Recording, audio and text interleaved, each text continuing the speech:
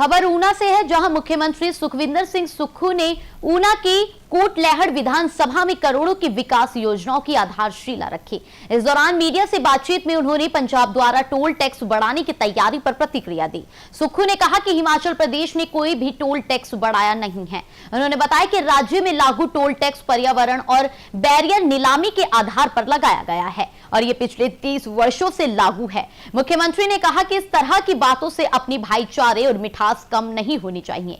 सुक्खू ने यह भी स्पष्ट किया कि पंचायती चुनाव मई में आयोजित किए जाएंगे ताकि छात्रों की परीक्षाओं पर असर ना पड़े।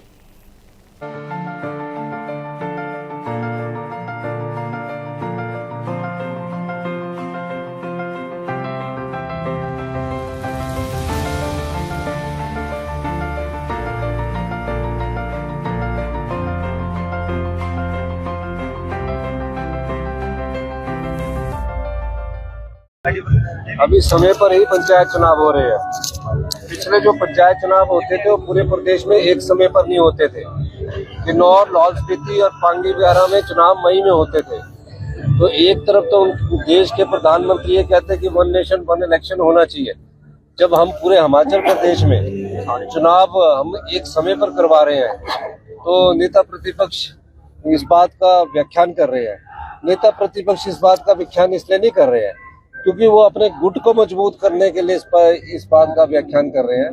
क्योंकि भारतीय जनता पार्टी के जो 5 गुट है, उस 5 गुटों में सबसे जो शक्तिशाली गुट बनने की कोशिश कर रहा है और जयराम ठाकुर जी का गुट कोशिश कर रहा है। तो उस संदर्भ में वो हर दिन बयान देते हैं। तो अब समय और कौन सा समय होगा चुनावों का, जब बच्चों के पेपर खत्म हो चुके होंगे। अगर हम दिसंबर में, जनवरी में चुनाव करवाते हैं तो पेपर कब थे बच्चों के? विंटर वाले स्कूलों में दिसंबर जनवरी में पेपर थे। और अब अगर हम मार्च अप्रैल में करवाते हैं तो यूनिवर्सिटी और कॉलेजेस और +2 सीबीएसई और 10th सीबीएसई के पेपर थे। मई में कोई पेपर नहीं है। और मैं चाहूंगा कि भारतीय जनता पार्टी के जयराम ठाकुर जी को कहना चाहूंगा, हमने बच्चों की पढ़ाई का ख्याल भी रखा, कॉलेज के बच्चों की पढ़ाई का भी ख्याल रखा और उसके बाद अब हम चुनाव की प्रक्रिया में गए हैं। अब चुनाव आने वाले हैं, अब इस पर भी सवाल उठा रहे हैं। तो इससे ये साबित होता है कि उनको पर 4 गुटों का बहुत दबाव है कि उन पर ये आरोप लगते होंगे कि ये ग्रुप कुछ कर नहीं रहा। मध्य प्रदेश में किसी भी प्रवेश शुल्क को नहीं बढ़ाया गया है।